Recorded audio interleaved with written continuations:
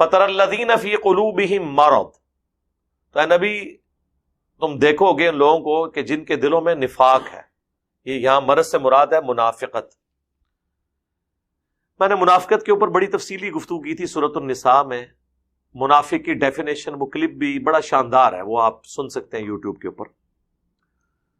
اس میں نے basic reason منافق کی یہ بتائی تھی کہ چونکہ منافق بزدل ہوتا ہے اس لیے وہ دونوں گھروں کے ساتھ بنا کے رکھتا ہے، کافروں کے ساتھ بھی اور مسلمانوں کے ساتھ. کل کو اگر کافر جیت گئے تو ہم ان کا ساتھ دیں گے، مسلمان جیت گئے تو ان کا ساتھ. بگاڑنا نہیں چاہتا. اور یہ کیوں ہوتا ہے؟ اس کے اندر بزدلی ہوتی ہے. اگر وہ طاقتور ہو، بزدل نہ ہو، تو وہ کہے گا جی ٹھیک ہے گردن کاٹ جائے، میں نے اس چیز کو سچائی سمجھا، میں اس کا ساتھ دوں گا. اور مشرکین عرب میں یہی خوبی تھی، اگر انہیں حضور کا ساتھ دیا ہے تو گردن کٹی ہے، اگر مخالفت کی ہے تو بھی گردن ہی کٹی ہے، ہٹے نہیں اپنے معاملات میں. اسی لیے مکے میں کوئی منافق نہیں تھا، یہ سارے منافق مدینے میں تھے، یہودی.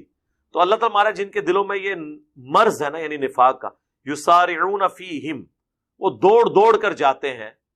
یقولون نخشا ان تصیبنا دائرہ، یہود و نصارہ کی طرف، کافروں کی طرف جاتے ہیں اور کہتے ہیں ہم ڈرتے ہیں کہ کہیں ہم پر کوئی گردش نہ آ جائے. یعنی اس لیے وہ ان کے ساتھ دوستیاں گانٹ کے رکھتے ہیں. فعسى اللہ ان یأتی بالفتح، تو وہ وقت دور نہیں کہ جب اللہ تعالیٰ اے مسلمانوں تمہیں عنقریب فتح دے گا. او امر من عندہ، یا اللہ کی طرف سے کوئی ایسی بات ظاہر ہو جائے گی، کوئی اللہ کی طرف سے عذاب ظاہر ہو جائے گا. فَيُصْبِحُوا عَلَى مَا أَسَرُّوا فِي أَنفُسِهِمْ نَادِمِينَ، تو پھر ان کی حالت منافقین کی یہ ہوگی کہ جو کچھ انہوں نے دل میں چھپا رکھا تھا وہ اپنے دلوں میں اس پہ نادم ہو جائیں گے.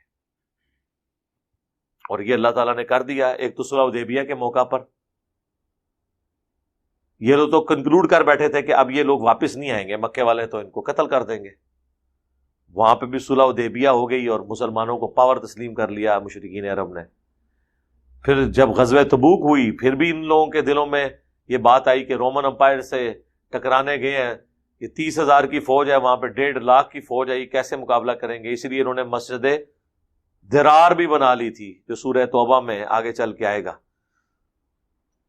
جو نبی علیہ السلام کو حکم ہوا کہ آپ نے اس مسجد میں داخل بھی نہیں ہونا، اور اس مسجد کو آگ لگوا دی اللہ تعالیٰ نے کہ یہ تو آپ کے خلاف پلاننگ کرنے کے لیے مسجد بنائی گئی ہے، یہ کوئی اللہ کی رضا کی خاطر نہیں بنائی گئی ہے. یعنی مسجدیں بھی ہماج گاہیں حضور کے زمانے میں اگر پلاننگ کے لیے تھی اسلام کے، تو آج کی مسجدیں اگر اسلام کے خلاف پلاننگ کر رہی ہوں تو کوئی ایسی خطرناک بات نہیں ہے. جب اللہ کے نبی دنیا میں موجود ہوں اور آپ کے ساتھیوں میں ایسے لوگ موجود ہوں چھپے ہوئے جو آپ کے خلاف پلاننگ کر رہے ہوں، تو سر آج تو پیغمبر دنیا میں موجود نہیں ہے، تو آج تو اس سے بڑھ کے معاملات ہو سکتے ہیں. اس لیے ٹینشن نہیں لینی چاہیے. جن حالات و واقعات سے آپ کے پیغمبر کو گزرنا پڑا، اگر آپ اپنے پیغمبر کے ٹریک پہ چلیں گے تو انہی حالات و واقعات سے آپ کو بھی گزرنا پڑے گا. آپ کی دعوت حق میں بھی منافقین آئیں گے،